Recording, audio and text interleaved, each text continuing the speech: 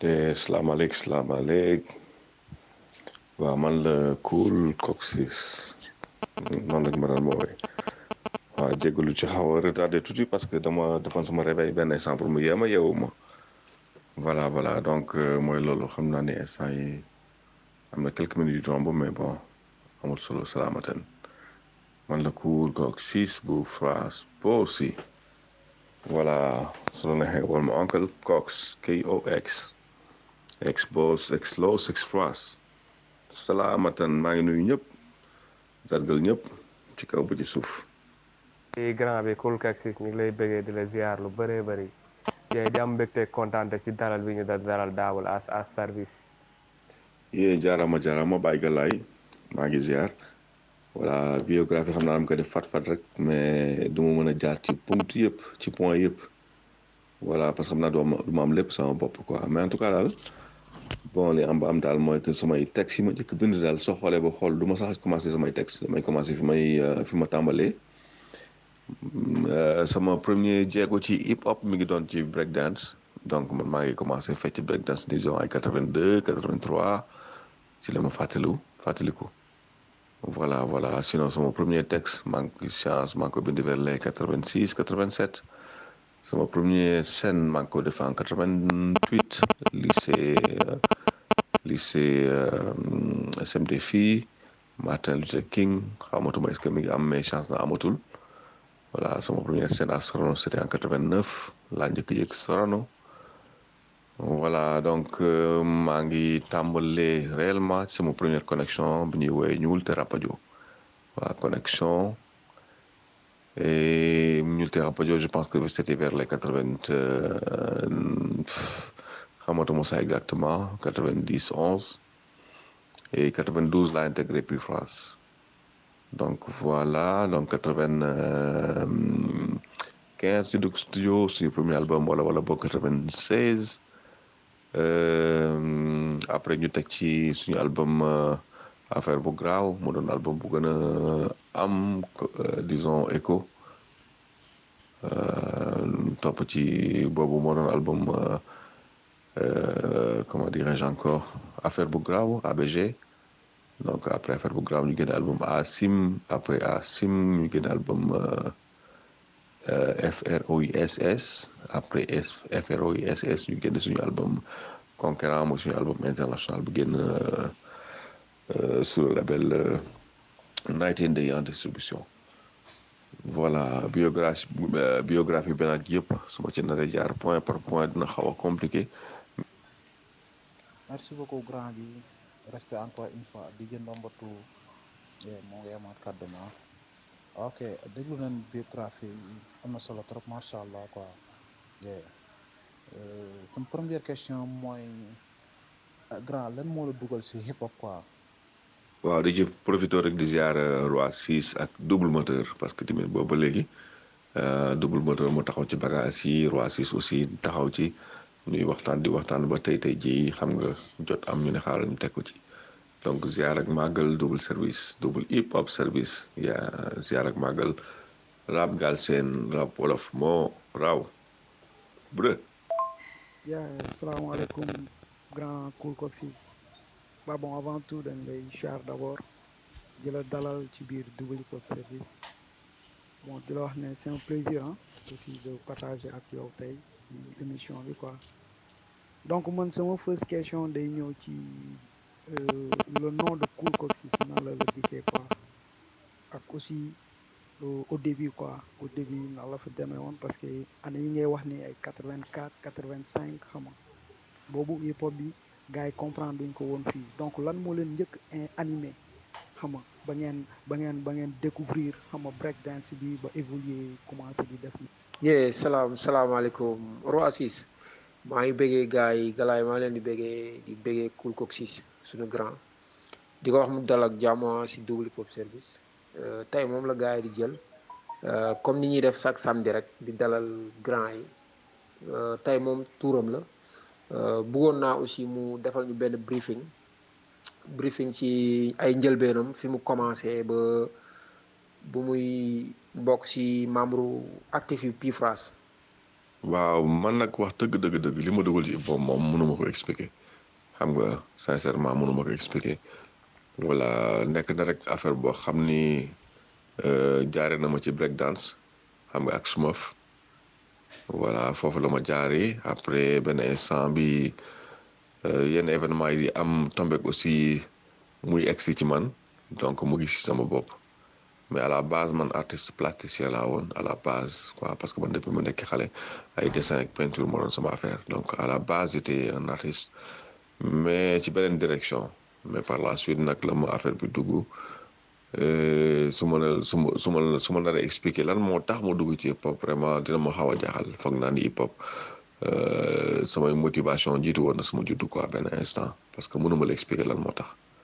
voilà live la woon benn instant ma ñëw daj ci et puis. Grand Coccis xam nga yéen au début bi ñu seet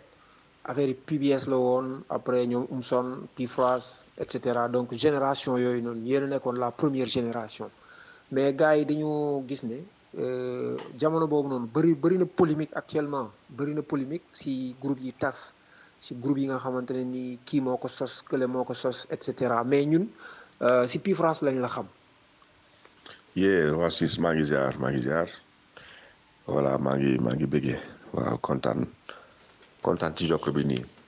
voilà xam naa ne pour bañ a yàgg aussi ci détails yi le nom de Cool Coccis soo xoolee ba xool Coccis dafa nekkoon benn footballeur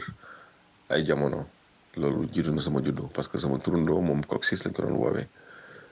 voilà moom footballeur la woon xamatuma nag ban dëkk genre hongrois la je sais plus je me rappelle plus mais en tout cas daal li ma ci xaw a fort ci liñ ma jottali mooy Coccis benn footballeur la woon boo xam dafa siiwoon ci jamonoom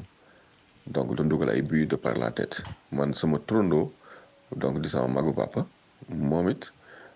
benn instant dans sa jeunesse dafa doon jouer football et puis xam nga rek yoon aussi di dugal de par la tête c'est un peu comme suñu lay wooyee Pelé wala comme jamono ji ñu lay wooyee Messi wala Cristiano Ronaldo donc Coccis en fait à l'époque c'était le nom d'un footballeur et voilà bi ma nekkee xale man en fait bi ma nekkee duggee école primaire je me rappelle sama ardoise dañ ci bindoon Babacar ci beneen côté ci bind ci Coccis donc man sama ñaari tur yi laa découvrir ndoo en fait nuñ koy bindee donc voilà bi may màgg nag tam ba nekk adolescence ma gis ne que sama tur benn instant quand même comment dirais-je ça se démarquait quoi en fait ça. Nice oncle Cool Coccis waaw nice définition aussi waaw dara damay rebondir par rapport ak sa vocal bi parce que ne xam nga seen début yeen bon nem bi ci nekk c'était important parce que tamit dina laaj am ay définition business yooyu noonu quoi contraire tey ak fi ñu toll nii quoi contraire tey ak mouvement hip hop bi fu mu toll quoi mais bon damay delluwaat rek si seen début quoi grand négro mi expliqué na xam nga ci Pifas lañ la découvrir mais bien avant Pifas yaa ngi woon ci Nulte Rapadio bëggoon nañu un peu aussi nga wax ñu ci Nulte Rapadio bi connexion bi nan la demee woon époque boobu noonu est-ce que xam nga yéen artistes yi nan ngeen doon xamante parce que gis nañ ne début yi c'était pas facile quoi melul comme tey xam nga nan ngeen doon retrouver woo quoi nan ngeen doon retrouver entre artistes di xamante di fréquentante et puis ba créer groupe à cette époque. waaw xam naa ni faaw ma def mu gën a gaaw comme ça question yi bañ ma raw trop waaw groupe bi nag bi ñu koy formé nag moom damay def fat historique bi avant ñu te Rapadio déjà damay tëb période danse parce que maa ngi woon ci ay groupe côté danse mais côté rap maa ngi commencé sama premier groupe mi ngi tuddoon MDR Master of Jolof Rap kooku maa ngi ko créé woon en 87 88 bi ma njëkk def sama scène fële Martin Luther King ñoom laa àndaloon donc bi loolu weesoo am kenn koo xam ni bokkoon nañu ko ay jamono mu xamoon groupe boobu mi ngi tuddoon Ablaye Ndiaye donc moom moo xamoon ki ñuy woowee Iba bu Rapadio moom moo présenté Iba bu Rapadio à l'époque moom dafa doon danse commencé gul woon rap donc avant Iba bu rap voilà bi ma xamee Iba bu Rapadio donc ci même période boobu aussi xamoon naa ku ñuy woowee Ndiax MC wax Sen Soleil moom moo ko présenté woon je me rappelle ñu ngi dajee buntu lycée Blaise Diagne Sen Soleil présenté ma ko parce que Sen Soleil dafa gisoon ni jamono jooju noonu man rek la mosoon gis man rek la mosoon gis ma amoon engouement ci rap wolof di bind am wolof et puis di wut ay nit yoo xam ne ñi ngi rap ci wolof donc Sen Soleil instant yi mi ngi def reggae donc instant yi xelam nekkul woon sax ci dugg ci rap vraiment mu présenté ma Ndiaga buntu Blaise Senghor après benn instant ma commencé fréquenter Ndiaga mais Ndiaga yàgguñu trop parce que pour ne rien vous cacher on n'a même pas fait un son ensemble c'était juste benn moment après mu am bagam ndara dem France eggale jàngam mu boole maag neveu la wala yu mel noonu ñu koy wooye Keyti Cool te mën a dem à l'époque c'était ça son nom Keyti MD Cool te mën a dem voilà présenté ma ko ma jaar gàllem fële Liberté xamatuma Liberté 5 la je crois pas loin du terminus ma ñëw fekkee jour boobu Keyti war may texam et tout ma déglu ko muy binaaw right kon bàyyil ma gën ko abrégé parce que bàyyi woon naa ci xel mais waaw lan mooy hip hop nag moom question boobu dafa yaatu tellement ba man mënuma ci wuyu quoi réponse bu claire en tout cas hip hop aaru mbedd la donc art urbain la te kat moo war a def hip hop loolu moom foog naan tuuti naa ci wax ko quoi hip hop moom képp ku yëg sa bopp ci biir rek war nga ci mën a nekk waaw parce que hip hop nekk na art boo xam ni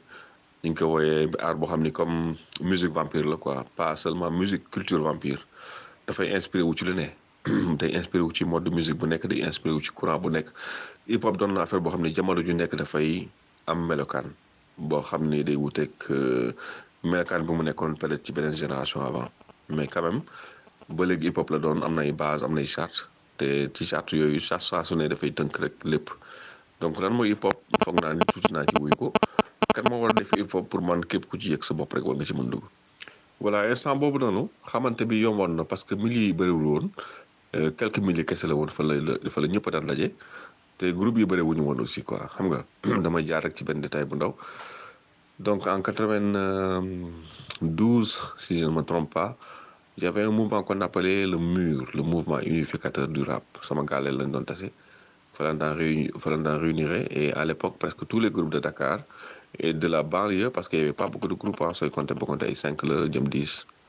xam nga maximum à part Positive Black Soul parce que ñëpp a ngi woon ci biir à l'époque j'étais le seul élément qui était en connexion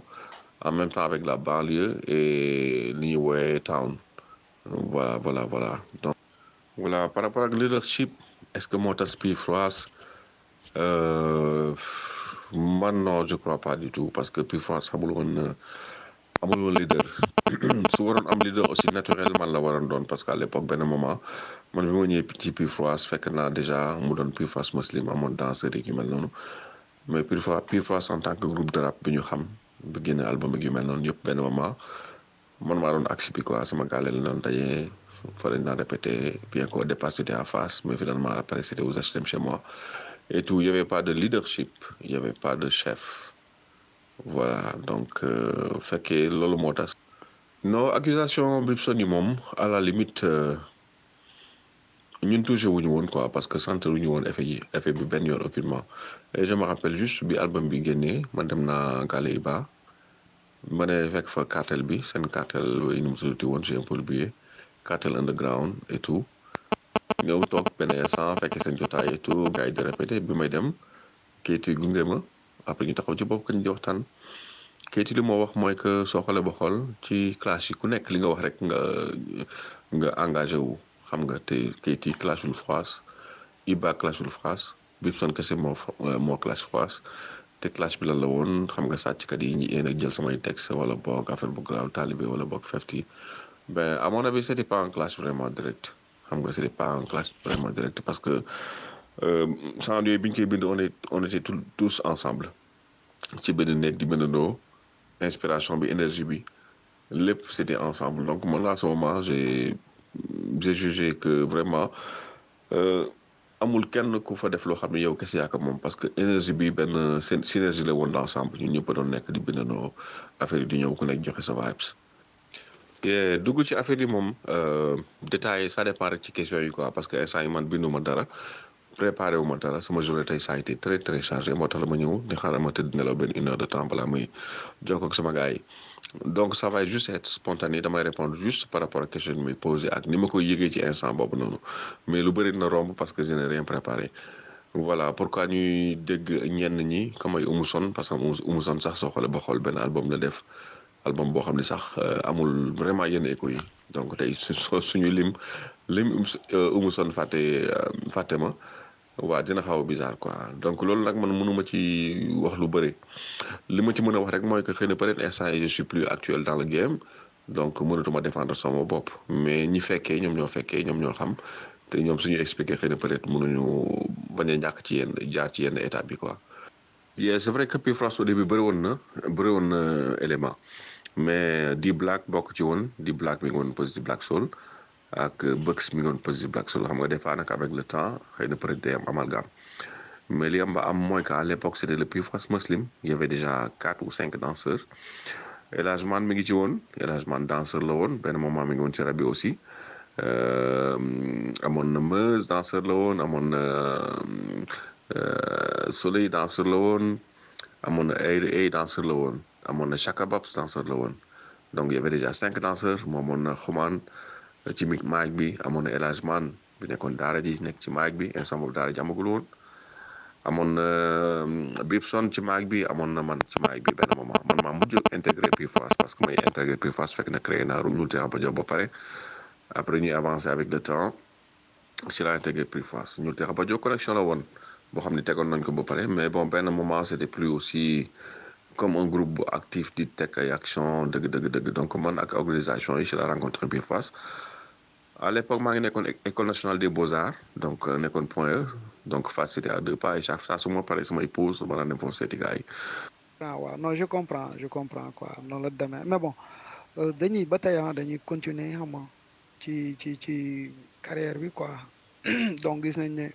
Cool Coxis après xam nga ñëw na biir Pifras xam nga avant membre Rapadio Nulté Rapadio la woon ñëw fekk Pifras existé na déjà quoi existé na déjà xam nga fekk na New Phrase amoon na après ngeen ñëw créer groupe de rap bi tuddee ko Pifras quoi bon est-ce que mun nañu xam nan lañ leen présenter quoi parce que Xuman nekk fi woon quoi bëggoon naa xam seen link yow Xuman Daddy bi Chaka Babs xam nga ak groupe bi à l'époque quoi nan la fa demee woon aussi. waaw contexte bi taxoon sans boobu génn mooy que rek benn instant Pifras génn na benn album muy wala bokk suñu premier album jóge ci underground bi xam nga ñëw ci over the ground bi teg donc gars yi nangu xam nga ñu commencé teg suñuy jéego ñu war a dem ci deuxième album bi Bibson génn groupe bi Sister Jocelyn génn groupe bi donc benn moment il fallait aussi nga am lu convaincre gars yi xam nga on a essayé de chercher aussi une autre personne bu ñëw remplacer Daddy Bibson mais finalement antuwul après ñun ñu song suñu album comme ni ko gars yi xamee ci Pifras donc il fallait juste rek déjà mettre accent ci yenn éléments yi comme quoi que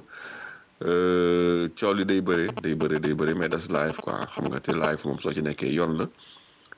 te yoon bi moom li la ciy fekk moom du yow yaa koy gérer du yow yaa koy disons du yaa koy déterminer voilà donc voilà bon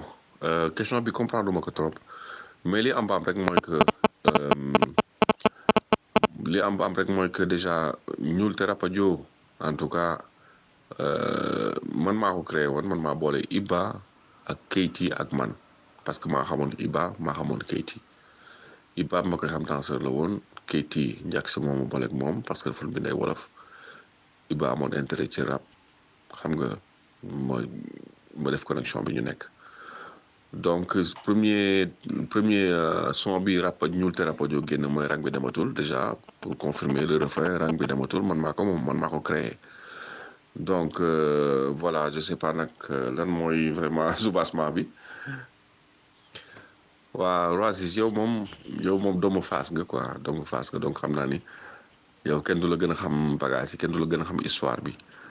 voilà donc New Phrase la woon balaa Pifras Muslim New Phrase Yoro Diop benn cousin Xuman moo ko créé woon groupe de danse kese la woon donc après bi Xuman ñëwee jóge Côte d'Ivoire donc mook Bibson intégré groupe bi xam nga ci la Pifras Muslim bi ñëw ak El Hadj Man danseur la woon ci New Phrase après la def transition bi nekk ci rap bi voilà man bi ma ñëwee en 92 après fekk ñu ngi woon ba léegi ak danseurs yi mais benn moment après danseurs yi aussi vu que danse bi dafa commencé wàññeeku côté danse bi commencé wàññeeku rap bi di gën a yéeg ñoom aussi benn moment ku ci nekk yaa ngi dem nga seeti sa yoon feneen après si lañ ko woowee Pifras teggi muslim bi quoi. grand waaw nice ah nice bon amoon naa réponse par rapport amoon naa question par rapport ak coow li yeah mais bon question bi question Djily création la quoi bon benn gaan la bu la xam parce que xam nga nee na fréquenté na la xam na say frère donc mooy loolu quoi bon mu doon laajte ah nee na bon d'après après bi ngeen defee seen sound taalibe bi quoi ngeen def sound boobu mu am succès yow nga wéy ko mu nekk sound bu nice boo xamante ne mun nañ ne bon gars yu bëri dañu apprécier woon sound boobu quoi 20 ans après nga déggaat coow taalibe yi intérieurement yow la def ak sound bi nga ko defee nu mu yàggee nga gisaat les mêmes faits ci sound boobu noonu intérieur. waaw mooy li nga ma tontu sax loolu laa la bëggoon laaj parce que dañu nu toog benn jamono Iba ak Matar ñoom pratiquement bon jot nañ fi jaaragum mais si ñun ni ñu comprendre ñoom ce sont les membres fondateurs de Rapadio alors que man musuma ci dégg Cool Coxis en tout cas si débat boobu mais keneen moo ñu informé feneen comme quoi que ni Coxis fait partie des membres fondateurs de Rapadio léegi nag man loolu moom moo ñu xawoon a jaxasoo suñu bopp ñun ñu bëggoon a xam en fait lequel de ces trois là et moom moo mën a taxaw réclamer la paternité du groupe quoi. Djily création maa ngi koy ziar maa ngi koy màggal maa ngi koy ziar maa ngi koy màggal voilà maa ngi koy dégg aussi di ko ñaanal xewal voilà donc loolu moom parce que y a quelques années ci ginnaaw amoon na benn affaire bu amoon benn daara bu lakkoon am ay xale yu ci dee ci période boobu ma gis ni bi gars yu bëri di teg son laara beranan bi xam nga quelque part ça fierté lay doon daal parce que loo xam ne dafa 20 ans ci ginnaaw après ñu koy tegaat et tout fierté lay doon mais benn moment aussi ci beneen côté aussi tristesse lay doon parce que da ngay gis ni que li ñuy kaas muy taalibe yi muy système bi xam nga muy leneen ak leneen ba léegi soo xoolee ba xool ça ne change pas c'est les mêmes réalités et c'est assez triste man quelque part defoon na ma fierté xam nga et puis dëggal sama position mais en même temps aussi def na ma tristesse parce que gis naa ni ok Jolof daal le temps passe xam nga mais situation bi day gën a di compliqué xam nga. voilà donc mais commencement bi moom dafa leer commencement bi ñëpp dañ doon toppandoo xam nga parce que ci breakdance lañ jógee ñëw ci rap te breakdance li ñu doon def mooy reprendre paawu américains yi donc rap bi aussi commencement bi les gars yi faisaient que reprendre les sons des français et des américains et ba léegi sax gis naa ni loolu moo nekk parce que ba léegi sax ku ne flow soo xoolee ba xool flow boo dégg rek da nga koy dégg ci américains yi mais man sama différence mooy dama jaar école des beaux-arts et école des beaux-arts li mu def ci man mooy jéem a chaque fois wuuteeg li gars yi di def voilà et benn instant aussi naturellement ma nekk ci di def affaire et puis sentiroon vraiment bind affaire en wolof et je me rappelle sama premier texte yam naa sama benn tonton bon ma ko woo di ko wan mais dafa ma doon ree quoi di ma mbëlee samay première maquette yi sama copain yi ko doon wan dañ ma daan ñaawal parce que à l'époque vraiment daawoon dégg rap wolof quoi sinon soo déggee rap wolof rek benn taasu la comme ku mel comme Donge doon wax yaboy bu amul woon yàq baadool du ko lekk. Mais comme par exemple pour man question bi du question parce que kat moo war a mën taxaw réclamer paternité ñu te Rapadio en tout cas mënul nekk Matar la Kagulaar pour man loolu foofu noonu malentendu la xëy na peut-être ñàkk déggoo am na quelque part voilà paternité ñu te Rapadio samay ko war a mën a réclamer kenn rek la war a mën doon mooy Iba wala Keyti wala man xam nga te pour man du sax débat quoi parce que ñu te Rapadio ñoom xam nañu bu baax xam nga Matar la Kagulaar fekkee na commencement bi ñoom xam nañu quoi loolu moom jarul sax ñu nekk fi di ci werante quoi paternité. waaw mi ngi nice waaw franchement mi ngi am solo quoi donc def nga plus de 30 ans ci hip hop xam nga jaar nga ci 2 groupes différents xam nga am nga ci benn expérience aussi xam nga def nga école des beaux-arts donc voyagé nga ak le PIFAS dem ngeen ay festival vous avez un peu sillonné xam nga sous raison bi ak un peu Europe affaire yooyu noonu quoi donc yow dox nga gis nga quoi tey boo doon def benn synthèse actuellement sur le hip hop bu démb bi ak mid school bi ak new school bi tey yow boo doon def benn synthèse yow lan nga ñuy wax quoi si 3 générations yi fi jote. waaw répondre question yi ñu bind moom dina xaw a metti mais voilà mooy loolu donc est-ce que don la wala dama ko jàng moom ñu suñu époque jàng ci côté chanson wala côté art à part école des beaux-arts l'école des beaux-arts dem naa fa mais art plastique laa fa doon jàng sinon musique bi moom yëg-yëg la xam nga yëg-yëg la comme tey jii rek da ngay xool booy yu bëri amul kenn ku ci dem école des beaux-arts xam nga booy yëpp dañuy toog am seen yëg-yëg dugg ci hip hop bi et puis di ko ci teg muy nekk voilà yëg-yëg la woon ci man quoi benn moment et li ma ci may doole nag mooy que li ma jaar ci école des beaux-arts xam nga jàng art voilà donc loolu laa convertir def ko ci musique bi parce que benn moment man rap laa commencé xam nga 87 88 ba 92 13 bi may ñëw ci biir France maa ngi woon rap mais dama dugg ci biir France 1 an après wala 2 ans si laa commencé xalaat ni puisque Bibson mi ngi rap Xoman mi ngi rap xam nga xëy na peut-être war naa mën a ñëwee feneen et puis instant boobu way bi commencé ma am na ma dikkee bon voilà ma exploité ko. waaw li ma mën a wax li ma mën a wax brièvement ci 3 générations yi wala 4 je sais même plus mooy que rek soo xoolee affaire bi boucle la quoi même phénomène bi mooy am dafay dem ba benn moment ñëwaat ci commencement bi tey su ma xoolee musique bi tey ma xool direction musicale bi ma xool flow yi mais dafa mel ni que rek ay temps wu funk li xewoon instant yi mooy ñëwaat quoi xam nga donc voilà loolu rek laa ci mën a wax su ma mënee def comparaison par rapport ak génération yi xam nga dafa mel ne c'est la même chose qui revient xam nga ci beneen forme waaw grand Coxis man dafa am benn question boo xam ne daf ma jaaxal quoi te toujours dama la ko bëggoon laaj saa dama ne woon bis ma la mos a tasante ak yow dina la ko laaj Coxis gars yi pour mosoon reconnaître ne dafa am talent dafa mun way surtout benn baat kese lañ doon dégg xam ne kii Coxis la muy peut-être ni ngay utiliser sa voix quoi en plus yàlla mayoon na la aussi da nga doon rap te da nga doon rap parfois buy rap sax dañuy wax ne bon est-ce que moom c'est un chanteur quoi parce que yàlla mayoon na la aussi ci côté boobu mais ñu gis ne benn instant aussi rare nga hip hop carrément ñun bon personnellement gars yi nga xam ne ay ancien fans Pi France lañ amatuñu woon sa benn trace te pourtant je crois que nit ki bu amee don ci way nekk na loo xamante ne nii daf koy yóbbaale quoi moom. waaw man nag de soo xoolee ba xool instant yi mën naa ni bi ma jógee ci circulation bi instant yi lu mu bon man na 10 ans parce que fii ma nekk nii bientôt 10 ans maa ngi fi voilà mais balaa 10 ans yi parce que mën naa ni suñu dernier album mooy suñu album international c'était en 2003 donc 2003 ba 2011 ba 2010 maa ngi woon Sénégal xam nga di teg samay projet teg naa fa 3 projets mais projet yi bu ci dem ba pare rek am lu ci dugg xam nga jom na ak sama doomu day Moussa Deyman xam naa tey sax soo xoolee ba xool bi ngi fële ci concert u Sen Soleil bi mi fêté 30 ans de musique voilà maa ngi koy souhaiter vraiment samay vœux xam nga mu am fa succès donc ak Moussa Deyman jom nañu ay années et des années xam nga jom naa Ibou Cissé clavier Youssou Ndour au moins lu mu bon 1 an ferme yoo xam ne presque chaque guddi maa ngi ci studio bi xam nga jom naa aussi ak benn copain bu jógoon States ñëwoon vraiment juste pour def sama album mais saa su ne da ngay dem ba ci biir courant yi coupé affaire yi tëb xam nga ak leneen loo xam dama ko fi teg voilà en tout cas man toog naa benn moment Sénégal pendant au moins 7 ans kenn dëgguma mais doon faaj ci terrain bi pour mën a am sama album mais il s'est trouvé nag à chaque fois que ma def projet mujjantal bi mooy projet bi du sotti donc bi mu fa demee noonu nag benn instant yàlla def ma xam sama jabar bi actuellement mu ñëw Sénégal donc fekk si ma foofu noonu ñu commencé teg suñuy projet donc finalement aussi musique bi bëggoon naa ko lool xam nga mu jaral mu lu ne sama sëy tas na ndax musique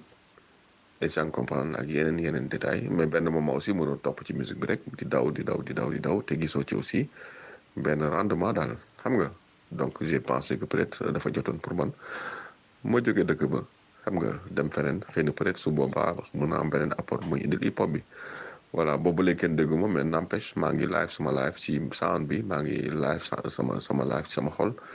disons sound bi sama xol maa ngi ci saa su ne que ma am possibilité maa ngi bind maa ngi science maa ngi jokkoo gars yi maa ngi suivre mouvement hip hop bi yàlla nag mooy dogal ku ci nekk ak sa waar ku ci nekk ak sa wàll ak ku ci nekk ak sa timing voilà j'espère juste que rek balaa yàlla di jël sama bakkan dinaa mën a def au moins benn album final boo xam ne naa ko jagleel mouvement hip hop Sénégal non mais xaw ma kan mais man de forcément je suis nostalgique de ma génération parce que man depuis boobu soo xoolee ba xool nekkatuma ci game bi xëy na ku mel comme xumaan mën na bañ a am nostalgie boobu parce que moom mi ngi ci game bi mi ngi eggali donc voilà loolu romb na mais man quelque part sama expérience musicale mën naa ni foofu lay am donc lépp lu mu am ci plaisir ci musique bi lépp lu mu am loo xam ne vraiment motivation la ci musique bi mi ngi ci période boobu donc man je suis foncièrement nostalgique. voilà su ma déggee soo déggee ma naan li amoon moo ñëwaat mooy surtout sur le plan musical xam nga soo xoolee si dafa mel na que son yooyu yi amoon ay temps funk la gars yi jëlaatee saa yi di ko exploité mais ci beneen anam ci beneen anam gars yi ñu ciy tegoo ak yeneen flow donc bind bi changé na mais quand même fun bi jamono ji maa ngi gis ba léegi fun bi ma naan seen jamono yooyu xam nga surtout côté fun côté sonorité foofu lay waxee quoi mais forcément am na yu bëri yu changé parce que jamono ji internet mi ngi fii donc buzz bee ngi fii stream bee ngi fii xam nga donc jamono ji soo xoolee ba xool gars yi ni ñuy doxalee côté clash ak yu mel noonu ok wuti na c'est certes c'est clair mais su ma xoolee côté sonorité ak côté fun ak yu mel noonu damay am impression daal que c'est la même. Grand bi waa nice oh c'est triste hein mais bon aussi c'est la vie hein bon ma damay rebondir ci sa vocal bi nii xam nga pour dugal benn question parce que gis nañ ne première génération bi xam nga grand yëpp dañoo dem quoi ba tax na sax yenn boy ñu ne après grand yi gëmatuñu hip hop bi quoi parce que ñoom bi leen hip hop bi fayee bil leen buntu dañoo dem bàyyi fi hip hop bi te lan ngay tontu boy yi nga xamante ne peut-être xam nga gis-gis boobu noonu la ñu am ci yéen quoi xamuñu lan ngeen jot a accomplir yan coono ngeen doj ba installé fii le hip hop quoi ñuy gis ne xam nga yéen hip hop da leen fay ngeen dem kaaw ceen fa quoi. Negro Massa waaye bul jooy that's life goes on néew ma nag instant yi dama malheureux je suis pas malheureux je suis très heureux mais nag life goes on benn ins xam nga ku nekk rek dox sa waar yàlla mooy dogal ñun dañuy nangu rek ndogal et puis teg ko ci mais n'empêche on a toujours l'amour on aime toujours le hip hop on est le hip hop. grand waaw heure baa ngi dem xam nga rek 1h30 lañ waxoon bon dinañu profité dugal suñu question te aussi am nañ surprise pour yow donc na nga ko xaar quoi. non grand boo gisee peut-être sama xol mooy tooy quoi parce que man damay fàttaliku man depuis 95 je suis un grand fan de Pifras quoi seen album yëpp dama ko yor jour ma njëkkee dajante xumaan jour boobu sama ronko ñi dafa génn dama jooy quoi mu àndoon ak taf noonu àndoon ak Black G quoi ñu defoon benn sound ñëwoon suñu koñ après maa ngi ko koy expliquer mais tey ji bu ma gisee tey gars yi ni ñu doon célébrer Coccis nit ñi dañoo man personnellement bokkoon naa si ñi gëm ne Coccis maanaam benn jinne lañ ko considéré woon wala benn ange quoi par rapport ak utilisation de sa voix. waaw mais booy chance loolu ñoom seen tolluwaay la quoi du ma leen mere mais damay leen di bàyyi rek ñoom ba ci kanam ñu toll ñun fi ñu toll ñun waaw ñoom nee nañu bi ñu ëpp bi fayee mais hip hop bi su ma fayoon tey man du ma jóge Jolof xam nga hip hop bi su ma fayoon tey man ak ñi fekkee génération boobu noonu ak animateurs yi fa newoon ñu mel comme ay ñi Michael Souma ak ñoom xam nga ñoom Moïse Ambroise Gomis ak ñeneen xam nga ay DJ Pige tey suñu fayoon ñu ngi ñuy dégg ba léegi xam nga ñëpp ñu nekkoon suñu génération nekkoon États-Unis wala France ci jamono jooju amoon place bi ñu amoon ñun ci hip hop bi tey jii même su leen déggul ñu ngi ak seen affaire ñu ngi ak seen ay xewal di gérer seen life di gérer yeneen boy mais demee fa noonu hip hop bi fayu ñu de parce que xaaruñu woon fay ci hip hop bi ñun passion moon ci dugaloon te teg nañu raay yi te boy yi tey ñu ngi tegu ci raay bi quoi. voilà li gars yi développé actuellement man je n'ai rien contre quoi je me dis que instant yi boy yi ngi job te ñu ngi ci yoon te vraiment ils le font bien xam nga ils le font bien dama jël exemple Sow El Jazz am na benn son ma déglu temps yi ci ginnaaw mu def ko mbalax mooy que est-ce que yaa ngi baax xam nga fi ku fi sa xol di baax tabarakallah ñun ñi ngi baax ainsi de suite mais dama ko dégg daf ma jox son Black Mbollo et puis il a bien réussi man je n'ai rien contre xam nga na gars yi ñamee dugg ci yeneen bagage yi quoi parce que ñun aussi à l'époque on l'a fait mais ñun dañu dugg ci instruments yi soo xoolee suñu album Affaire bu Graaw y a vraiment beaucoup d'instruments africains ay Bougarabou xam nga waa Mama Africa yi nekkoon HLM ñoom ñu ngi Allemagne sax instant yi nii samay gars yi la ñu màgg jokk ak ñoom la ñu woowoon vraiment ils avaient fait beaucoup de choses dans notre album mais génération bu nekk ak ni ngay aborder bagages yi te vraiment li ma gis gars yi def nii instant yi dafa nice xam nga am na benn son bu Dip def aussi ak Bastaay je crois j'apprécie vraiment ñu ngi may gaañ ñu ngi may blessé voilà et j'apprécie très bien pour man daal musique la te hip hop musique vampire la hip hop loo ci def day dugg ci biir bokk ci l'essentiel rek mooy nañ ko réussir te réussir ko nekkul leneen rek loolu aussi beatmaker yi am maturité aussi mën a comprendre fan la mouvement bi toll voilà man je les encourage parce que c'est bien ça fait avancer les choses mbalax bi si ñun la bokk suñu musique la bien que man je suis pas très mbalax sincèrement mais si ñun la bokk lu ñu mën a exploiter nañ ko exploiter voilà c'est l'avenir qui dira au départ benn moment gars yi dañ ñëw fi naan way amul way naa mais tey di soo xoolee ñi gën a hardcore dañuy way donc hip hop daal lañ ko bàyyi mu doon hip hop ku nekk li la intéressé nga consommé ko waaw li la intéressé wul nga bàyyi ko de côté sa morom da koy consommé nañu bàyyi hip hop bi live voilà sinon leen rek laay ngàññ ci hip hop bi tey mooy que copier coller xam nga jël benn son américain jël le même flow def ko wolof xam nga c'est bien dommage mais pour man jaar-jaar la te war nañu benn moment dépasser affaire boobu noonu voilà donc album yi sans compter compilation yi affaire yi bëri na vraiment mais album yi moom ñu ngi commencé par wala bokk mu fekk nañuy soog a génn ci underground bi xam nga imposer suñu bopp mais man dama considérer que ni suñu album affaire bu grave mooy deuxième album bi mooy album bi gën a porté man loolu laa considéré parce que benn événement moo ko marqué mooy concert bi Fanta organisé woon stade Demba Diop il y avait 80 000 personnes il y avait le Positive Black Soul il y avait le Daara J il y avait le Black Molo xamatuma kan ak ñun xam nga te instant bu amoon na benn challenge bu graaw bu amoon te jour boobu noonu biñ ñëwee ci stade bi wax dëgg neex yàlla ñi fa nekkoon ñëpp dañu nangu et il y a eu des groupes comme African You Foo xam nga ACB foofu la Big D nekkoon xam nga African You Foo nekkoon groupe aussi bu amoon talent benn moment xam nga instant yi moom kenn xama ko mais benn moment nekkoon na groupe boo xam ne moo njëkkoon woote un peu africanité xam nga woote un peu def benn affaire bu wuuteeg américain yi xam nga y avait le groupe aussi Slam Revolution je parle pas du slam bi gars yi xam mais am na moon na benn Slam Revolution avant y a eu beaucoup de groupes Alan Tou y a eu beaucoup de groupes que je connais que j'ai oublié le nom Supreme Esprit xam nga Supreme Black nekkoon un des premiers groupes de la banlieue xam nga amoon aussi mais nag grand ñun bëggoon nañ aussi nga tibal ñu tuuti quoi nga cafal ñu ci sa relation ak Gën Xumaan parce que yéen ñaar dafa amoon benn complicité bu garaaw même bu ñu leen déggee ngeen di sound nii sax man bon personnellement man mi xam Pifras daan topp Pifras dama doon wax ne ñaar ñi ñoom seen relation dafa dépasser affaire de sound quoi parce que vous parlez toujours le même langage toujours même esprit bi la et cetera c'est vrai que groupe am na mais da ngay sentir ne si groupe bi sax parfois day am benn dérapage nga comprendre ne ñaari artistes yi suñu xasee job rek ku ne dem na sa yoon mais yéen ñaar c'était plus que musical c'était plus que groupe. grand waaw nice waaw respect franchement respect quoi bon man su may wax fay contraire ak boy peut-être génération bi li ñuy wax fay parce que man personnellement tey su may nekk grand hip hop bi fay na leen mooy lii quoi le respect qu'on vous doit nous ñi nga xamante ne peut-être xam nga donte fekkee wuñ seen jamono wala boog fekkee leen jamono ji mais comprendre duñu woon il a fallu 10 ans wala 20 ans après ñuy soog a comprendre ce que vous avez accompli quoi donc man lii nii fay laa koy jàppee mooy le respect bi ñu leen jox quoi parce que bi leen hip hop bi soxla vous avez été là pour le hip hop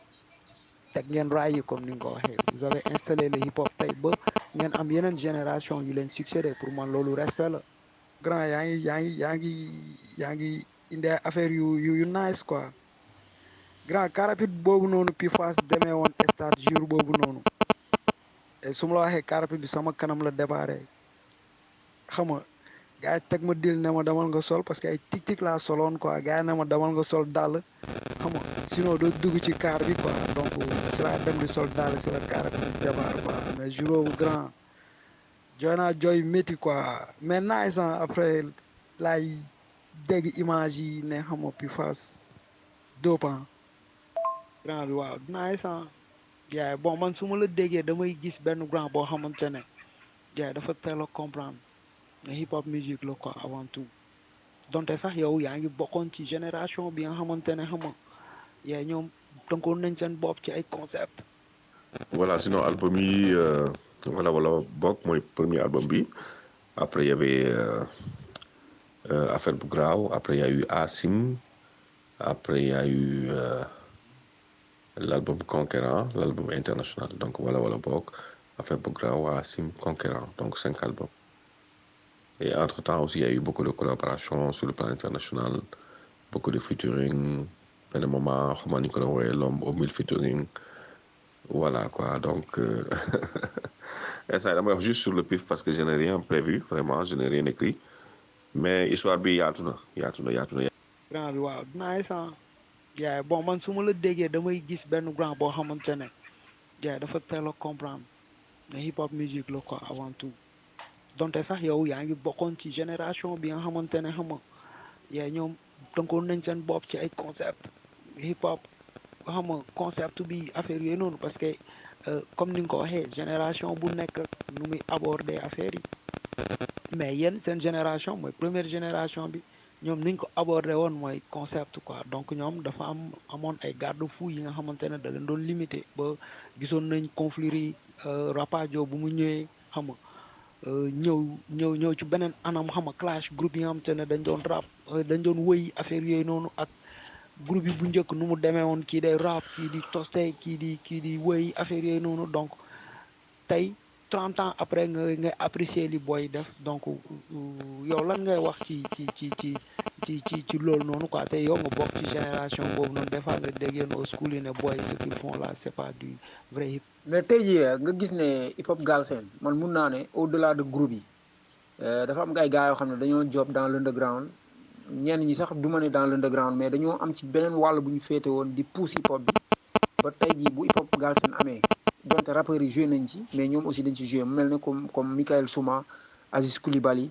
ak ñeneen. voilà Roi après bu répondre question yi mën nga ko dugalal surprise yi quoi je crois que man li ma amoon ci question mat na. waaw gën man xumaan One Love vraiment gën man xumaan moom One Love rek laa mën a wax parce que li may yëg yëpp mënul xaj samay kàllaama ku mel comme Daddy Bibson One Love Bibson dégg naa ko rek barki démb xam nga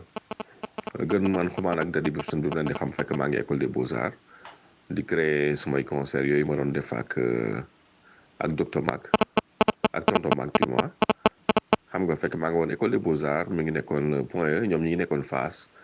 et Point E ak Fass pour 5 minutes la woon donc sax su ma doon am pause dem fekk si leen donc premier concert may organisé ak tonton Mac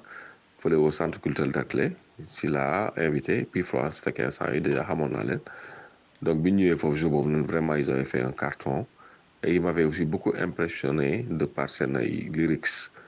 xam nga de par seen engagement parce qu'à l'époque vraiment suñu wax hardcore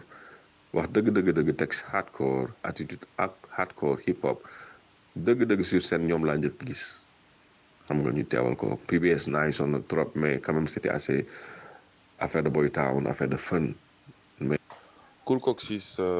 wax ci moom dama ciy sawar lool parce que sama doomu ndey la Cool Coxis dafa di koo xamante ne on va dire que bu Pifras nekkee Pifras en grande partie moom la parce que bu ñu formé groupe bi man ak Bibson benn moment c'était dafa xawoon compliqué parce que amuñu woon yenn moyens yi Cool Coxis bokk na këram lañ doon répété gàllam lañ doon répété foofu lañ doon añee fa lañ doon reeree fa lañ doon naanee ataaya yenn saa yi bu ñu waroon defar maquette moom moo ñu xawoon tane ci côté finance moom moo doon jël xaalisam dugal ko ci groupe bi donc déjà fondation groupe bi moom bokk na ci ñi nga xamante ne bokk nañ ci ñi joué rôle bu gën a mag ça c'est la première des choses deuxième des choses déjà ñu ngi xamante ci période boobu mu nekkoon bu ñu bëri buñ ko xamuloo Rapadio la Cool Coxis nekkoon donc bokk na ci membre fondateur u Rapadio léegi mu jóge Rapadio doon organiser souvent ay concert ak waa Sunu Flavour temps yooyu ñu ngi tuddoon temps yi ñu ngi tuddoon fàtte naa sax seen tour après Sunu Flavour bi moo tax ba mu plané woon seen tour donc mu doon organiser concert ak gars yi Centre Derklé ñu joué fa man ak Gibson mu ne ñu il aimerait bien ñu job ensemble mais dans un premier temps c'était pas pour mu bokk ci groupe bi c'était pas pour mu rejoindre groupe bi mais que ñu jobandoo ensemble defandoo ay événements et tout donc on a commencé à collaborer ci defandoo ay affaires ensemble ay son benn son 2 sons ba finalement bon mu ne dafa bëgg a rejoindre groupe bi donc c'est comme ça que mu ñëw Cool Coxis moo fa indi Sen Souley moo fa indi Cissé Joyce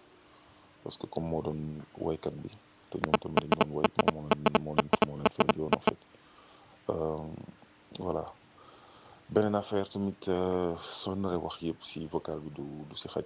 beneen affaire tamit mooy moom moo nekkoon ki gënoon ouvert ci groupe bi moo doon dox mbokk en quelque sorte moom moo doon dem seeti nit ñi moom moo doon moo amoon contact ak gars yi presque donc day jël temps woote jël temps wu envoyé nit ñi message xam nga bu amee benn événement il est le premier xam nga wane ne il s'intéresse aux autres quoi et je pense que loolu tamit bokk na ci li ma koy nawee doo je pense que waaw loolu laa mën a wax ci moom temps bi ñu passé ak moom en tant que Pifras passé wuñ ko ak sunu famille voyage ñu doon voyagé jamono ñu doon passé ensemble studio sunu famille sax temps boobu amuñu ko woon ci ñun ba pare sunu jeunesse la ñu consacré ci groupe bi sunu ndaw la ñu consacré ci groupe bi donc voilà fu mu mënti toll fu mu mënti nekk moom xam na ne voilà xel meek xalaat bi mépp mi ngi ci moom ñu ngi koy ñaanal xam nga ñu ngi koy bàyyi xel tamit quoi waaw je sais pas ndax répondre naa à peu près ci question bi. grand bi waaw nice bon boo dégloo vocal bi ba pare nga wax ma yow lan nga yëg lan nga yëg ci waxu gën maan xum bi nii quoi.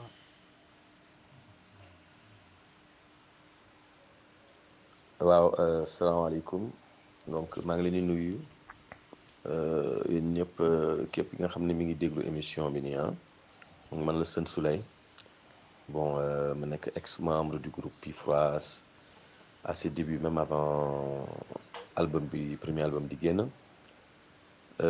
ma nekk aussi ex membre du groupe Jant bi foog naa le large public fa leen ma xamee woon donc voilà am na daal donc benn brève période bi nga xam ni jaar naa fa ci Pifras en fait pour wax ci ñoom bon dina ma yomb ci li ma jot a xam man daal en tout cas si on parle du MC, du rappeur, du chanteur de Pifras, Cool Coxis.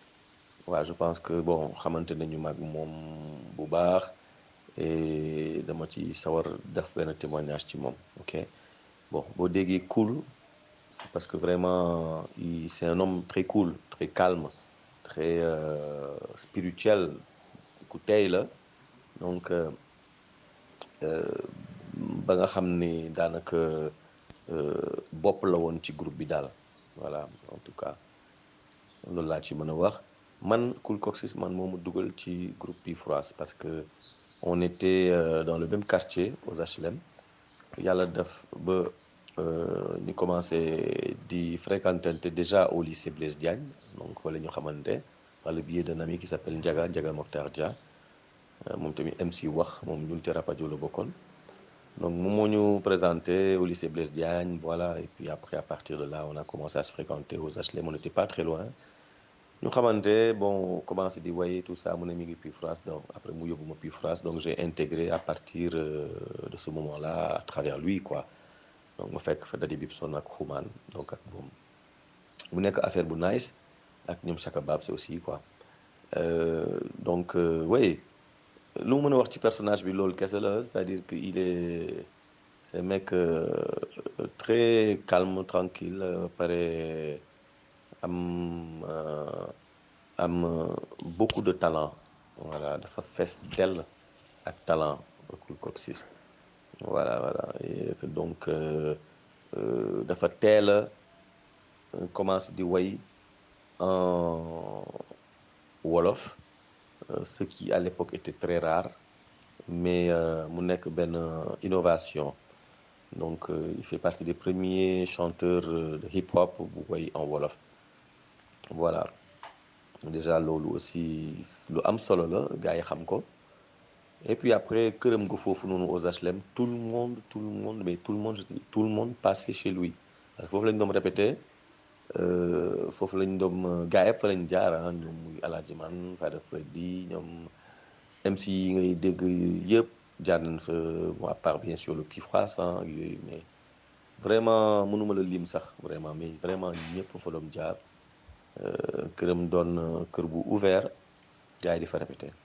nit ku baax nit ku sensible quoi il est très émotif lépp lu muy def rek ak xol la koy defee voilà. waaw déglu naa audio bi quoi vraiment mais c'est émouvant xam nga ça me touche au plus profond de moi sincèrement parce que gën maa ko man moom voilà quoi gën maa ko man moom jàmm rek lay am waaw jàmm rek lay am quoi ça me touche seulement nag je trouve un peu que voilà quoi c'est pas le gën man xumaan que j'adore parce que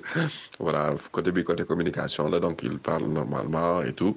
mais gën man xumaan nekk na c'est une personne riche voilà c'est une personne riche et c'est un frère d'âme xam nga voilà bien dommage mais yàlla moom mooy teg yoon yi quoi te ñu ngi ci yoon yi te noonu la fa demee voilà mais gën man xam nga gën man xumaan moom si c'était à refaire ce serait avec lui et personne d'autre ak Bibson bien sûr voilà ça me touche nag profondément ça me touche mënuma wax lépp moom it mënul wax lépp mais li mu wax yëpp dëgg la quoi wax dëgg na yàlla live la quoi bon des fois day am ay changement aussi des fois am ay carrefour yoo xam ni ku ne nga jël sa yoon mais n'empêche gën man xumaan moom for respect gën man xumaan Chaka Babs Dali Bibson ak ñëpp ñuy jaar ci yoon yi ñoom ñu jaar ma dem leen di respecté parce que man à la base sama famille amoon nañu moyen donc man j'avais la possibilité de faire autre chose man sama éducation c'était très serré man mercredi après midi laa doon génn sama gaale wala samedi après midi ñëwaat xam nga donc aw moon yenn liberté yi mais ñu mel comme gën maan xumaan ay ñoom Chaka Babs ay ñoom Dali Bibson ñoom ci xuut bi la ñu nekkoon dëgg-dëgg ñoom fi ñu jaar tey fi ñu jaar boobu noonu ba tey di nekk ñoom ñi ñu nekk man dama leen ci ndaw man. salaamaaleykum jaajëfatee ñu ngi ziar ñëpp waaw mbooloom membre yi nekk si groupe bi ñëpp quoi j'espère que ñëpp ñu ngi si jàmm waaw Mor Ciss pour wax si Coxis man Coxis maa ngi ko xam 1994 si laa ko xam fekk temps yooyu ñuy doog presque teg Pifras muslim voilà si la ma ko xumaan moo ma ko présenté à travers xumaan laa xamee Coxis voilà mu waroon ñëw pour rejoindre groupe Pifras pour ñu mën a liggéeyandoo ensemble et que Coxis bi mu ñëwee dafa andi tamit lu bees dafa andi woon lu bees ci Pifras waaw parce que tey ñëpp umpalewuñu tey bu ñu bëri taxawee am fitu taxaw tey di def yenn mélodie yi ci hip hop waaw mun nañ ne Coxis tey bokk si ñi ko influencé si milieu hip hop Galsen waaw doon ci def affaire bu nice voilà donc ñu dund lu bëri naka ñu dund lu bëri waaw mu nekk nit koo xam ne dafa am kersa Coxis dafa timide waaw moo tax xëy na boo ko comprendreul da ngay gis ne c'est un gars très réservé non c'est juste parce que noonu la mel dafa nekk nit koo xam ne cool bi ñu koy wax cool Coxis boobu noonu loolu moo nekk ci moom dafa cool ba nga xam ne cool boobu mu cool xëy na ñi ko xamul dañuy foog ne nit ku téye boppam la nit ku bëggul dugg si kenn la nit ku réservé et tout mais boo ko jegee dëgg ngay xam ne nitu kese la quoi waaw man moom franchement dund nañu lu bëri waaw dund nañu lu bëri des vingtaine d'années loo xam ne traversé nañ si lu nekk nag waaw parce que comme li ñuy wax rek affaire yi chemin de guerre la donc lu ne dina am si yoon bi mais ak nu mu munti demee rek li ci am solo mooy loo leen mënti traversé rek day am loo xam ne mooy base bi mooy li ëpp solo mooy reconnaissance bi ak respect bi ngeen di sekk colère bi waaw te Coccis nit boobu la quoi Coccis nitu respect la nitu colère la aussi waaw nit la koo xam ne aussi dafa direct moom xamul ay après lu côté boobu moom mën a moom ñëw ci ndiroo quoi dafa direct s'il a envie de dire quelque chose moom du am ay day xaar ba suba wala dalay woo dala koy wax waaw mu neex la dala koy wax mu naka dala koy wax mais bu la ko waxee ba pare après pare na si quoi après da ngeen di dund leneen quoi franchement loolu moom man mun naa ko témoigner si moom parce que man personnellement dafa nekkoon sama xarit si biir Pifos ba pare am benn respect ak benn confiance bu mu amoon ci man parce que Coccis dem na ba nga xam ne studio bu doon enregistré bu defee ay vocalam après man daf may woo ne ma naa déglu te man bu ma dégloo man bu ma ko waxee ne lii sentiruma ko wala lii nii dina ko jéem a changé man ak benn gars bu ñuy wax Auguste ñoo doon fanaan quoi bon moment boobu dama amoon ay lox yi gàtt na mais lox yi bu ma tëddee nii di nelaw bu ma yeewoo lox yi day taxaw mel ni comme ay ràbb sama kaw bopp bi quoi bon ñu tëdd nii di nelaw xam naa Auguste dafa tëdd nii xaw a am lu mu gént nii rek waa tourné rek yuuxu bon bu mu yuuxoo rek man tamit ma tëb mu xool ma rek daw wàcc lal bi rek daw génn piol man tamit ma daw topp ko wàcc gàlle bi jaxasoo ñiy jaar fii am na si ñoo xam ne ñu ngi woon si débara yi fi ñu doon dugal yére yu tilim yi fa lañ dem làkkatu ñiy génn ak ay xeer kër gi jaxasoo waa ñu ne léegi lan moo xew fii kenn dugg fii kenn gisu fi lan la Auguste ne muus la gis ma ne ko mais man bu ma gisee Auguste daw damay daw topp si ginnaaw dama xam lan lay daw maag moom rek si néeg bu jékki-jékki ne bërkat waaye dajji bunt bi ne tër daw non ma topp si ginnaaw ñu wàcc daje salle bi gars yi dañu ree ba fajar quoi franchement mu nekk ay souvenirs yoo xam ne kenn mënu ko fàtte quoi waaw di leen big up di leen jaajëfal yéen tamit xam nga si li ngeen def nii di jël old school yi di jël ndaanaan yi et puis di ko fàttali new génération bi parce que ku xamul sa histoire doo mun a xam fi nga war a dem jaajëfatee di bëggee ñëpp Chaka Babs la woon waaw déglu naa audio Sen Souley vraiment doomu ndey waaw yàlla daf ñu boole sax te du musique yàlla daf ñu boole te du musique xam fi nag musique la ñuy wax musique moo tax maa ngi dugg ci gàm yooyu noonu voilà Sen Souley vraiment doomu ndey la xam nga doomu ndey la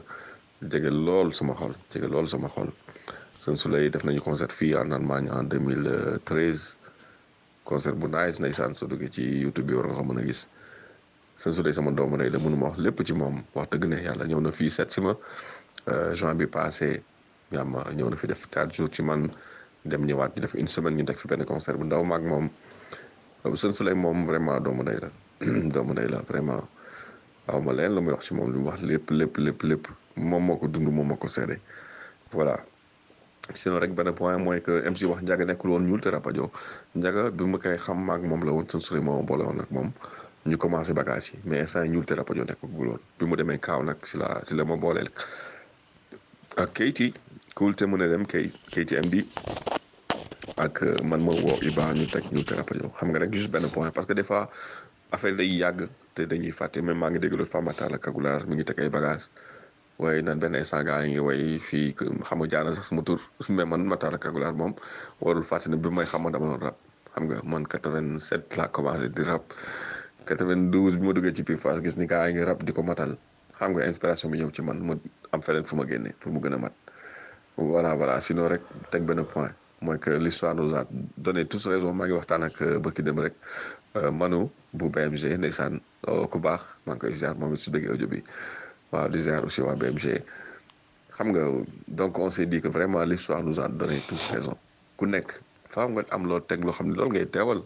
parce que monde bi ñuulul rek wala mu weex rek monde bi multicolore la quoi ku nekk fi nga nekk foofu la mais na nga ko matal PNS voilà c'est le message que je passe à la nouvelle génération ku nekk fi nga nekk foofu la mais na nga fa nekk matal ko rek point barre on a tous raison. yesaay waaw mais cool hein, c'était juste ça hein. waaw lii lañ la indiloon comme ay surprise yoo xamante ne xam nga bëggoon nañ la ko teeroo tey biir Double Hip Hop Service pour gën a taaral aussi émission bi quoi xam nañ ne du duuf si nag bi yëpp xajul si cin bi ndax xam nga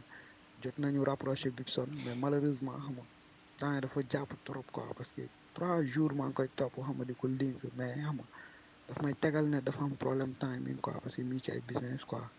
xam nga ñaari mbir yu mu nekk di ko try quoi donc daf ma ne bu xajee rek balaa émission bi dina ko dóor quoi mais sànq maa ngi koy coytu mais newu ci line bi quoi. Yeah aussi Jibes tamit xam nga rapproché naa ko pour mu defal ñu benn témoignage mais moom aussi xam naa loolu moo ko tënk quoi donc lii lañ la indiloon na xam nga defaloon la ko surprise tey ci émission bi ak aussi nga defal ñu sa last word mot de la fin yan genre question nga doon xaar tey ñu posé la ko te posé wuñ la ko xam nga ak sa last word lan la quoi tey lan nga doon xaar ci émission bi loo xamante ne yaa ngi ko doon xaar comme question te posé wuñ la ko tey boo ci bëggoon wax lan la quoi. dégg naa audio Chaka Babs bi waaw Chaka sama doom lay nuyu naa ko nuyu naa ko waaw nitu neen parce que waaw lu yàgg rek dëgg la quoi xam nga boobu ba léegi yàgg na jaar nañ ci lu ne gis nañ lu nekk mais ba tey ñi ngi nekk en connexion xam nga voilà donc Chaka li mu wax daal moom moo ko dund moom moo ko séddee waaw te dama koy nangul seulement yombul daal xam nga àdduna dafa doy waar dafa doy waar loolu mais Chaka sama doomu ndey la te damay sant yàlla aussi ma yàlla boole ku mel comme moom et puis di ci profité di ko big up mais di big up surtout yaayam ak waa gàllem man sama éducation dafa sévère woon daaw moon am yenn liberté yi donc bi ma nekkee ci Pifras yu bëri sama liberté yu bëri foofu laa ko doon amee ci gàlle Chaka Babs voilà yaayam yaatu jàpp ñu ñëpp comme ay doomam voilà mère Camara maa ngi koy gërëm waaw di ko ñaanal te damay wax suma xol laa ko tibbee Chaka Babs dundal waaye dundal comme ni ko dib di waxee ennemi dundal Chaka Babs dundal jaajëf dama kontaan loolu parce que tamit nga toog ñu lay wax ay wax yu positif nii dafa neex ci xol daal benn instant mais dëgg rek kay dëgg man tuddoon naa fi kuloon Coccis mooy maanaam bàyyi woon naa kuul bi tuddaat fi kulaat Coccis mais loolu lépp gém bi keppuñu ko parce que instant yu génnewuma album yàlla moom ma suturaal tey jii maa ngi woyee sama bopp Oncle Cox parce que àdduna mi ngi dox xam nga njaboot bee ngi màgg boo yee nga màgg tey dama fi gis ñoo xam ne si ngi ci hip hop bi di teg muy leer samay moromu doom lañu benn instant mais sant yàlla gërëm ñëpp et puis kontaan ci yoon bi yàlla teg ak nu mu mënti demee ala kulli àll du ma mës a fàtte Ibabou Rapadio samay jaar ak moom waxuma ci sax toq tey mais nekk na aussi ku ma yëg ku ma fonk ku ma sargal waaw Matar da Kagulaar tamit noonu voilà di sargal ñu bëri sargal sama mbokk yi ma bokkal hip hop bokkal génération Positive Black Soul mënu ma leen fàtte dëgg te Awadi dëggati mooy premier MC boo xam ne vraiment yëngal na Sénégal soo dégg star ci rap bi dëgg-dëgg first bi dëggati la nañ ko wax te muy leer xam nga damay dégg gars yi di lim naan Positive Black Soul daara ji tëb Pifras mais balaa daara ji élagement ci Pifras la bokkoon pour muy clair benn instant ziar ak màggal jaarama bon à part ça aussi xam nga ñu ngi lay jaajëfal di am aussi plaisir xam nga doon waxtaan ak yow tey à travers émission bi nii je pense que xam nga dina bokk ci émission yi marqué Double Hip Hop Service dina bokk aussi ci émission yi nga xamante ne ñi fi jot a jaar xam nga émission bi dina nice ci ñoom quoi parce que xam nga am na ay innovation yu ñu def xam nga donc loolu la woon c'était un plaisir xam nga franchement xam nga tey yaatal ak yow xam lu bëri si yow tey parce que xam nga nit ki tant que jege woo ko rapproché woo ko rek mënuloo ko xam parce que xam nga bu njëkk bët bi ñu la doon xoolee ak tey bët bi ñu lay gisee nii xam nga dañuy gis ne li gars yi wax fi yëpp si témoignage bi après xam nga yow won nga ñu loolu noonu si jëf quoi. jaajëf grand waa bon balaa may dem xam nga rek bëggoon naa aussi xam nga benn affaire bu ndaw suggestion bu ndaw quoi parce que dama déglu ñetti vocal yëpp mais ñetti mooy dafa ñëw ci ñetti vocal yëpp mooy franc parler bi quoi franc parler bi nekk ci Cool Coccis quoi lan moo ko def ci moom quoi parce que tamit nit ki avant artiste bi nit la d'abord quoi am na personnage am affaire yi noonu quoi léegi loolu un peu xam nga bëggoon nañu nga wax ci Babacar bi quoi pas Cool Coccyx bi mais Babacar bi quoi un peu nga laalal ñu si quoi wala boog. waaw Bibson nag moom sama doomu day parce que jokkoo nañu xam naa ne instant yi xat na ci moom mais amul solo teew na rek teew na même su teewul teew na waaw Teddy Bibson moom man fa ma teew na fa moom it fu ma teew ma feeñ fa wala ma bañ fa feeñ moom teew na fa amul solo waaw jibee su si one love waaw yàlla na yàlla yokk rek ba ku ci nekk ci li nga nekk daal doon gënal ci yow voilà mais par rapport ak groupe yu bees yi moom je dirais même pas groupe yu bees mais groupe yi nekk parce que groupe yi bëri nañu même nañu nekk xam nga ñoom dama leen di shout out parce que benn moment dama naan maa ngi doon toog je me rappelle benn moment ñu may laaj ci benn interview ma naan ñun amuñu relève mais tey jii loolu dama koy teggi parce que léegi gis naa relève waaw gis naa relève quoi xam nga waaw damay tàmbale ci sama bopp te sama bopp dama ci génn Jiha underground ñoomit John ñoomit xaa ñoomit Bazooka ñoom teew nañu teewal te balaa ñoom am na ñeneen ñoo xam ñoo teew ba jàppale leen ñoom ku mel comme Simon waaw doon rakk ci man ma koy bëggee moom it di ko jox wàcc waayam ak ñeneen ba tey jii nii ñu mel na ñoom Omzo Dollar ñoom Dip ñoom One Lyrical xam nga te balaa ñoom ñu mel comme ñoom Killa Nit Dof ak ñeneen su ma gën a yéeg sax naa dem ci ay ñoom gëb la ak ñeneen ay ñoom kër gi non dafa bëri mënuñu lim ñëpp en tout cas macha allah rek laa mën a wax. One Love Roi 6 man daal maa ngi leen di gërëm waaw maa ngi leen di sant gis naa ni vraiment am ngeen respect xam nga am ngeen culture hip hop voilà te gis naa ni daal vraiment yéen a ngi dox ci waar woo xam ni waar wooy jëmale hip hop Sénégal kanam la quoi donc di leen ñaanal di leen ziar di kontaan ci yéen bu baax a baax. grand cool émission bi nice na wax dëgg yàlla am émission bi cool na yee lépp jàmm réponse yi normal na neex na xam nga yee question yi tamit mooy loolu noonu waaw seede yi tamit surprise bi tamit xam nga dal nañu quoi ndax dëgg yàlla xam nga yemaan mais cool na quoi respecté yow grand bi di la ñaanal jàmm rek waaw di la ñaanal fanu gudd ak wér lépp looy yóotu rek lépp looy séntu ci mouvement hip hop bi rek yàlla na la ko yàlla may quoi comme. waaw man nag li ma doon xaar moom xaw ma sax la laa doon xaar quoi mais vraiment maa ngi doon xaar mu gën a metti xam nga gars yi di ma sànni xeer fii naan ma da nga daw dem ay toog kaaw yu mel noonu quoi BNS mais dara gis naa ni yéen vraiment da ngeen am discipline et puis xam nga am ngeen respect daal BNS mais dara man dama doon bëgg muy gën a metti mais parce que ñamewu leen mu gën a metti mais garaawul kon nañ ko defee nii comme ni ngeen ko bëggee voilà quoi mais dara man de benn instant je suis ouvert xam nga je suis ouvert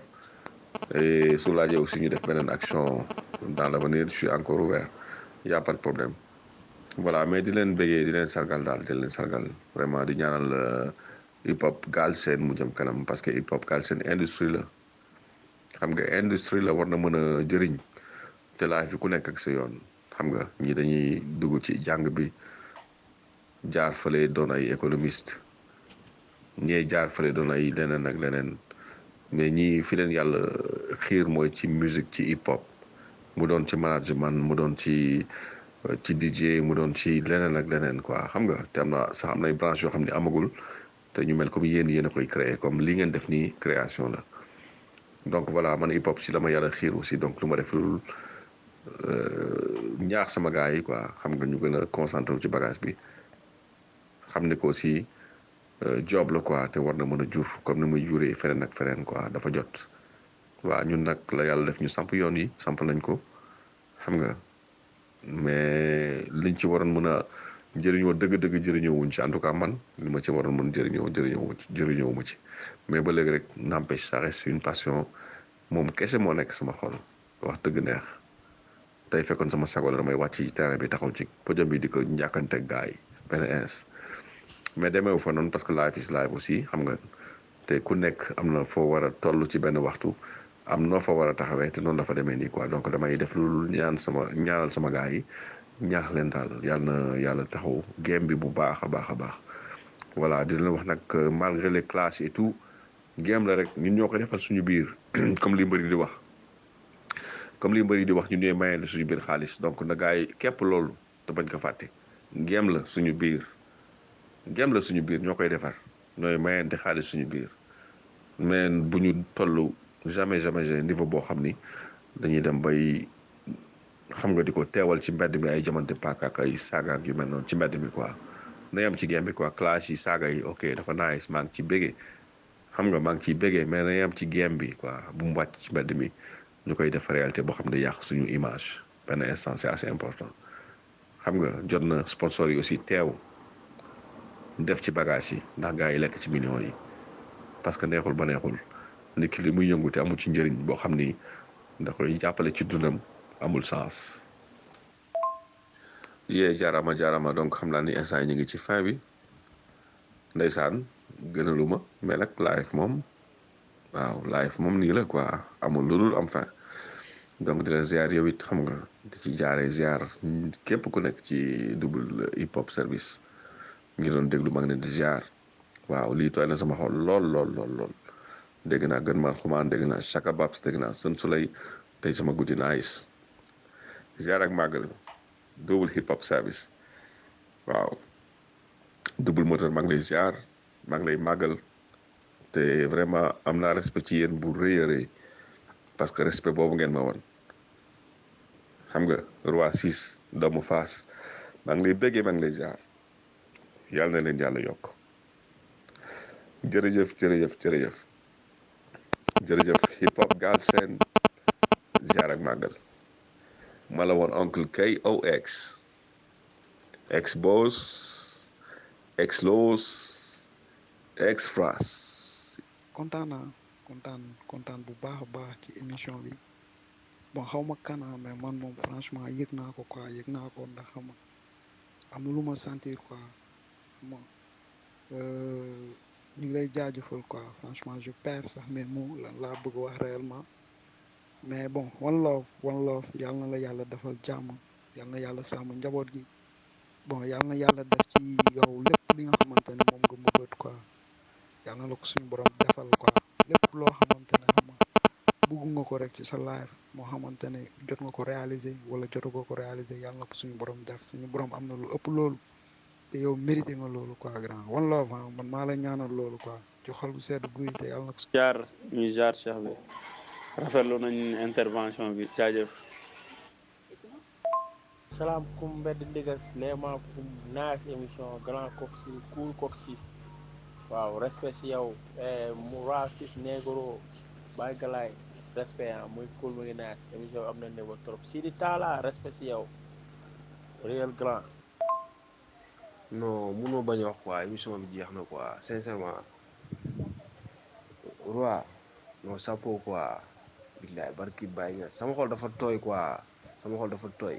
dëgg man xamoon naa ne Cool Coxis nii lay waxee sax dafa teey si lépp même si musique am sax daf si teey quoi barki rasulaay non mais sama xol dafa tooy quoi à part gëbla bi maa ngi doog a teewlu déglu émission bi ba mu jeex tak à part gëbla non Cool Coxis vraiment chapeau quoi yal na ko yàlla may fan bu gudd xam nga mu yàgg suñu kanam quoi grand bu am cër la bu am respect la quoi te Sénégal loolu duñ ci bàyyi xel des fois xam nga dañuy tudd ñu bëre xaw ko fàtte mais Cool Coxis grand la quoi ku màgg. salaamaaleykum wa rahmatullah maa ngi bëgg di ziar gars yi pan kulukum di rafetlu émission bi grand roi 6 grand négro ak yeneen gars yëpp macha allah di nuyu suñu père bi ñu fi dalaloon père Coxis Cool Coxis ñu ngi lay ziar bu baax a baax waaw di rafetlu kàddu yi fi jotoon yëpp waaw mais nan la fa demee grand bi non man bëggoon naa dugg sànni xeer de mais commencement bi ni nga duggee quoi xam nga moo joxe reste bi bu mu ëpp suñu moral yëpp damm quoi mais xam nga avant double moteur waxoon na ne grand bi dafa bëgg ñu tànc ko mais xam nga rek mooy loolu après lañ bàyyi grand négro beeg Croatie xam nga ñu développé ñu toog ci baar tous bi di waaw da nga dugg ci Baye Niass xam nga dem nañu wax ji yëpp te jaaruñu ci Baye Niass voilà mais dama bëgg a wax rek ni que ci élément Baye Niass yi man maay numéro 0 parce que man maay ki ngeen xamul te maa ci jiitu voilà dadi bi son su duggoon tey ne ko témoigner dadi bi son maa ko njëkk junj ci maam yàlla bien avant ñoom Fada Fay dégg jàppal Baye gars yi di xam Baye Niass man xam naa Baye Niass 92 la tarbiwu dox naa 4 ans balaa may des ak sama morom buy wax ak man ci waxu faydu à part ñi ma tarbiyul loo voilà maa ngi jégalu nag émission bi fin na mais xam nga rek mënuñu wax lépp parce que dama doon wax juste spontanément par rapport ak question yi may posé mais affaire yi bëri na te comme ni ko Iba waxee woon ci audio bi yàlla moo teg plan moom affaire bi film la voilà maa ngi tàggoog yéen.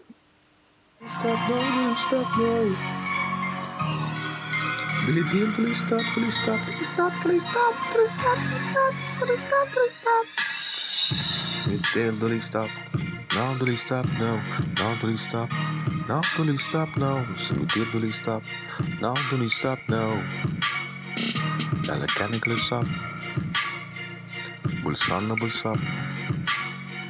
Dinga daw ba ci top. Ne woon naa nga dëgër bopp. No, please stop, no. Yeah. No, please stop, no. Like my Numa Bell. Like my Numa Bell. Cool la kong ci ndel. Seew ci bi panel. Shubap tree, shooby dooby dabba day. Shubap tree. Yeah. Hey, hey,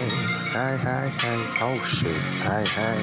hey, hey, hey, oh shit. Hey, hey, hey, hey, hey, oh shit, oh shit, oh shit, oh, Yeah, y'all in Canada. Yeah, y'all in Canada.